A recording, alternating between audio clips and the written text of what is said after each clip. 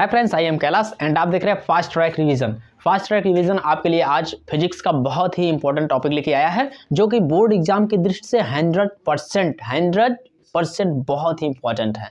तो चलिए देखते हैं कि आज कौन सा टॉपिक है। इसके पहले वाले वीडियो में हमने पढ़ लिया था कि अच्छी स्थिति में वैद्युत क्षेत्र की तीव्रता कितनी होती है वैद्युत द्विध्रुव के कारण। आज हम लोग पढ़ेंगे कि निरक्षीय स्थिति में वैद्युत क्षेत्र की तीव्रता कितनी होती है वैद्युत द्विध्रुव के कारण, यानी वैद्युत द्विध्रुव के कारण निरक्षीय स्थिति में वैद्युत क्षेत्र की तीव्रता का आज हम लोग निगमन देखेंगे। तो देखते हैं कैसे करते हैं। मान लेते हैं, माना एक वैद्युत द्विध्रुव AB है जो कि -q तथा +q आवेशों से मिलकर बना हुआ है, तथा मान लेते हैं जिसके बीच की अल्प दूरी 2l है। माना वैद्युत द्विध्रुव का मध्य बिंदु O है। अगर वैद्युत द्विध्रुव का मध्य बिंदु O है तो और ये पूरी दूरी 2l है, तो A से लेके O तक की दूरी l हो जाएगी और O से लेके B तक की दूरी भी कितनी हो जाएगी, l हो जाएगी। ठीक है। तथा मान लेते हैं कि वैद्युत द्विध्रुव की निरक्षीय स्थिति में, अब की बार कौन सी स्थिति में देखना है, निरक्षीय। मान लेते हैं वैद्युत द्विध्रुव की निरक्षीय स्थिति में एक बिंदु P है जो कि वैद्युत द्विध्रुव से r दूरी पर है। माना इस बिंदु P पर वैद्युत क्षेत्र की तीव्रता ज्ञात करनी है। ठीक है, क्या मान लेते हैं कि माना मध्य बिंदु O के या फिर वैद्युत द्विध्रुव के निरक्षीय स्थिति में एक बिंदु P है जो कि वैद्युत द्विध्रुव से r दूरी पर है। माना बिंदु P पर वैद्युत क्षेत्र की तीव्रता ज्ञात करनी है जो कि निरक्षीय स्थिति में है। तो बिंदु P पर वैद्युत क्षेत्र की तीव्रता ज्ञात करने के लिए हम लोग मान लेते हैं कि +q आवेश के कारण जो वैद्युत क्षेत्र की तीव्रता है वो E1 है और -q आवेश के कारण वैद्युत क्षेत्र की तीव्रता कितनी है, E2 है। ठीक है, इतना हम लोग मान लेते हैं। इसके बाद हम लोग देख लेते हैं कि त्रिभुज OPB में, यानी OPB में, अब देखो हमें PB का मान तो पता नहीं है क्योंकि हमें P से लेके और +q की दूरी और P से लेके -q की दूरी चाहिए ही चाहिए। तो हमें PB या PA पता नहीं है और PB PA के बराबर भी है, यानी PB अगर मिल जाए तो PA भी हमें मिल जाएगा। तो PB निकालने के लिए हम लोग क्या करते हैं कि त्रिभुज OPB में पाइथागोरस प्रमेय लगा देते हैं। पाइथागोरस प्रमेय हम लोग जानते हैं कि कर्ण का स्क्वायर बराबर लंब का स्क्वायर प्लस आधार का स्क्वायर होता है। तो क्या हो जाएगा, कर्ण कौन है, PB है, तो PB का स्क्वायर बराबर हो जाएगा लंब, यानी लंब कौन है, R है, तो R का स्क्वायर लंब का स्क्वायर प्लस आधार यानी L है, तो L का स्क्वायर हो जाएगा। PB का स्क्वायर बराबर L square plus R square, तो हो जाएगा PB बराबर, जब इधर से स्क्वायर हटाएंगे तो इधर रूट लग जाएगा, यानी √R square plus L square हो जाएगा। ठीक है, यानी इसका मान √R square plus L square और इसका भी मान कितना हो जाएगा, √R square plus L square. इतने में कोई समस्या है नहीं होनी चाहिए। ठीक है, इसके बाद हम लोग ने मान रखा है पहले ही कि +q आवेश के कारण वैद्युत क्षेत्र की तीव्रता E1 है और माइनस आवेश के कारण वैद्युत क्षेत्र की तीव्रता E2 है। अर्थात E1 और E2 में एक बिंदु E इस प्रकार से होगा कि जो +q आवेश के कारण और -q आवेश के कारण लगने वाले वैद्युत क्षेत्र की तीव्रताओं का परिणामी होगा, जहां पे E बराबर होगा E1 cos theta plus E2 cos theta. ठीक है, तो चलिए देख लेते हैं। हम लोग जानते हैं कि किसी बिंदु आवेश के कारण वैद्युत क्षेत्र की तीव्रता कितनी होती है, E बराबर 1/4πε0 k q/r², जहां पर k उस माध्यम का परावैद्युतांक होता है जिसमें आवेश q रखा होता है। ठीक है, इसी के अनुसार हम लोग देख लेते हैं कि +q आवेश के कारण लगने वाले वैद्युत क्षेत्र की तीव्रता कितनी होती है। किसके कारण, +q आवेश के कारण वैद्युत क्षेत्र की तीव्रता बिंदु P पर, हमने +q आवेश के कारण वैद्युत क्षेत्र की तीव्रता कितनी मान रखी है, E1 मान रखी है। तो E1 बराबर हो जाएगा 1/4πε0 k, ये सेम रहेगा। अब इनटू में q भी प्लस, हमने बताया था कि अगर हम लोग वैद्युत क्षेत्र की तीव्रता निकाल रहे हैं तो हमें आवेशों के चिन्हों से नहीं मतलब है, केवल आवेश के मान से मतलब है। तो q/r के स्थान पे कितना है, देखो +q आवेश से P की दूरी कितनी है, √R² प्लस L स्क्वायर, और यहाँ पर R स्क्वायर है तो हो जाएगा √R² प्लस L स्क्वायर का होल स्क्वायर। E1 बराबर हो जाएगा 1/4πε0 k q/, देखो स्क्वायर लगाएंगे तो स्क्वायर हटाएंगे तो अंडर हट जाएगा, यानी किसी भी अंडर का स्क्वायर अगर कर दो तो अंडर हट जाता, तो हो जाएगा यहाँ से R² प्लस L स्क्वायर। ये हो जाएगा समीकरण 1। कोई समस्या है नहीं होनी चाहिए। ठीक है, इसके बाद देख लेते हैं -q आवेश के कारण वैद्युत क्षेत्र की तीव्रता। -q आवेश के कारण वैद्युत क्षेत्र की तीव्रता,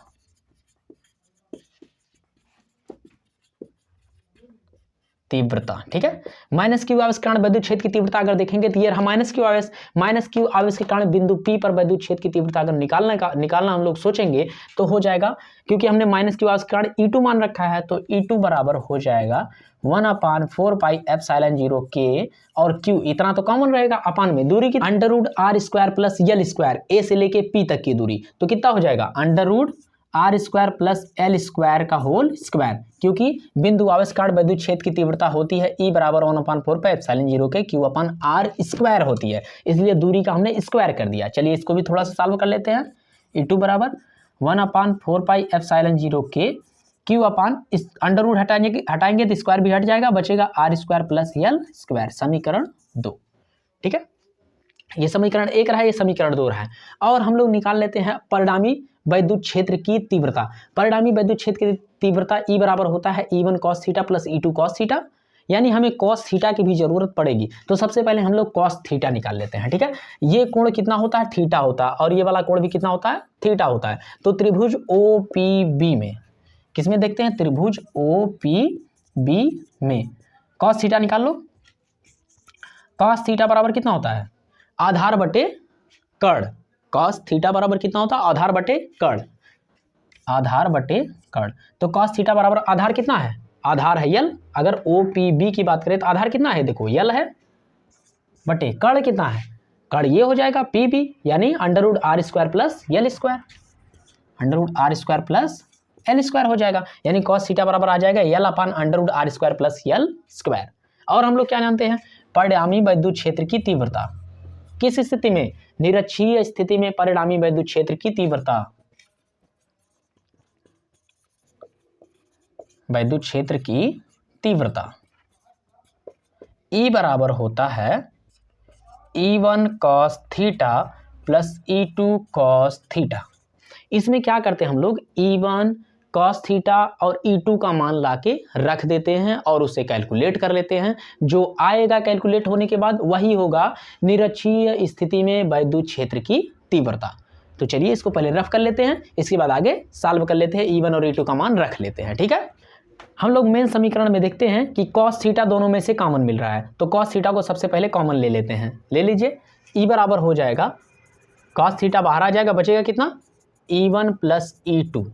कोई दिक्कत नहीं होनी चाहिए, सबका मान रख देते हैं। E बराबर cos थीटा का मान कितना है, यहाँ से cos थीटा बराबर है L/√r² plus L², L/√r² plus L², और ब्रैकेट में E1 प्लस E2 है, E1 का मान यहाँ से रख दीजिए 1/4πε0 के Q/r² प्लस L², और प्लस में E2 का मान यहाँ से रख दीजिए, क्या है 1/, इसको थोड़ा सा मिटा देते हैं क्योंकि इसकी अब कोई आवश्यकता नहीं है। चलिए E2 का मान रख देते हैं, E2 का मान क्या है 1/4πε0 के Q/r² plus L², Q/r² plus L²। तो हम लोग देखते हैं कि ये दोनों वैल्यू सेम है, ये दोनों वैल्यू कैसी है, सेम है, यानी Q जुड़ के कितना हो जाएगा, 2Q हो जाएगा। तो E बराबर हो जाएगा यहाँ से L/√r² प्लस L² इनटू में Q जुड़ के 2Q हो जाएगा, अपान में नीचे हर सेम है तो हर को एक बार केवल लिख देते हैं, तो 4πε0 के और ब्रैकेट में r² प्लस L²। कोई दिक्कत नहीं होनी चाहिए, और होगी भी कैसे, आप लोग फास्ट ट्रैक रिवीजन पढ़ रहे हैं जो, यहाँ से हो जाएगा E बराबर 1/4πε0 के, सबसे पहले लिख लेते हैं कितना 1/4πε0 के 4πε0 के, और देखो Q इंटू में 2L लिख लेते हैं, इसको Q इंटू में 2L, अपान में कितना हो जाएगा, देखो √r² प्लस L² इंटू में कितना है r² प्लस L², ठीक है। ये अंडर में r² प्लस L² इंटू में r² प्लस L² और 4πε0 का हम लोग पहले ही बाहर निकाल चुके हैं, ठीक है। यहाँ से हो जाएगा 1/4πε0 के Q इंटू 2L को हम लोग P कहते हैं, वैद्युत द्विध्रुव आघूर्ण P कहते हैं Q इंटू 2L को, अपान में ये अंडर रूट को हटाएंगे तो घात 1/2 आ जाता है, यानी r² प्लस L² की घात कितना हो जाएगा 1/2 हो जाएगा, और इंटू में कितना है r² प्लस L² है, ठीक है। थोड़ा सा और सॉल्व करते हैं।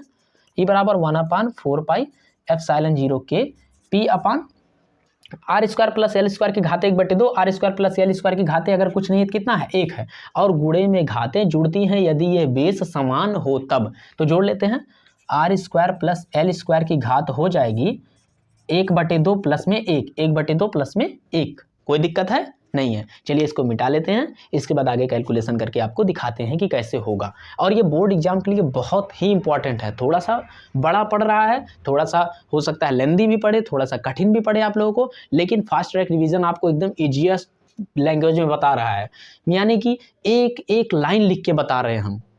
अगर आप लोग समझना चाहेंगे तो बहुत ही आराम से समझ सकते हैं। एक एक लाइन हम लिख के बता रहे हैं, कोई भी लाइन मिसिंग नहीं कर रहे हैं, तो आराम से समझिए। थोड़ा सा टाइम लगेगा, लेकिन जो दिमाग में एक बार बैठ जाएगा वो हमेशा के लिए रहेगा आप लोग पास। इज इक्वल टू यहाँ से हो जाएगा 1/4πε0 को ऐसे ही पड़ा रहेगा, 1/4πε0 के, और यहाँ पे पी रहेगा अपान। देखो R square plus L square की पावर कितनी हो जाएगा,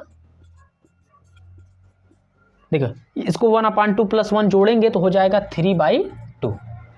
कोई समस्या नहीं होनी चाहिए। जैसे हमने इसके पहले वाले में किया था कि चूंकि L बहुत छोटा है R से, इसलिए क्या हो जाएगा, L स्क्वायर और भी छोटा हो जाएगा R स्क्वायर से, इसलिए L स्क्वायर को छोड़ने पर, क्योंकि हम लोग मान लेते हैं कि L बहुत छोटा है R से, तो L स्क्वायर और भी छोटा हो जाएगा R स्क्वायर से, यानी L स्क्वायर को हम छोड़ ही देते हैं, जीरो कर देते हैं, जीरो कर दो। E बराबर हो जाएगा 1/4πε0 के P/R स्क्वायर। L स्क्वायर को हम लोग ऑलरेडी जीरो कर चुके हैं, खत्म हो गया, बचेगा R स्क्वायर की पावर 3/2। यहाँ से 2 और 2 कट जाएगा, ये घाते जो घातों का गुणा, घात का घात गुणा हो जाता है, 2 2 कट जाएगा, बचेगा कितना, E बराबर 1/4πε0 के P/R की पावर 3। यही होता है निरक्षीय स्थिति में वैद्युत क्षेत्र की तीव्रता। क्या होता है, E बराबर 1/4πε0 के P/R³। मात्रा क्या होगा, क्योंकि वैद्युत क्षेत्र की तीव्रता है तो मात्रक हो जाएगा न्यूटन प्रति कूलम। मेरे हिसाब से सारी चीज़ें समझ में आ रही होंगी, और आप लोगों के लिए हम लोग इतना मेहनत करते हैं, तो आप लोग वीडियो को लाइक जरूर कर दीजिए और सब्सक्राइब जरूर मार दीजिए यार, और दोस्तों के साथ शेयर भी करिए। अगर शेयर करेंगे तो इससे उनके नॉलेज भी बढ़ेंगे और आप लोगों के दोस्त भी पास हो जाएंगे। तो खुद अकेले ना पढ़िए, अपने दोस्तों को भी पढ़ाइए और बताइए फास्ट ट्रैक रिवीजन में इस समय रिवीजन की क्लास चल रही है, और आ जाएं, ज्वाइन कर लें, आराम से पढ़ें, बोर्ड में अच्छे नंबर आ जाएंगे आप लोगों के। ठीक है, हो सकता है आप लोगों में से टॉपर कोई हो सकता है आने वाले बोर्ड का टॉपर हो।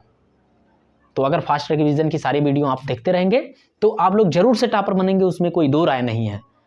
तो वीडियो कहीं पर समाप्त करते हैं, आपसे मिलते हैं इसके नेक्स्ट वीडियो में। तब तक के लिए जय हिंद, जय भारत।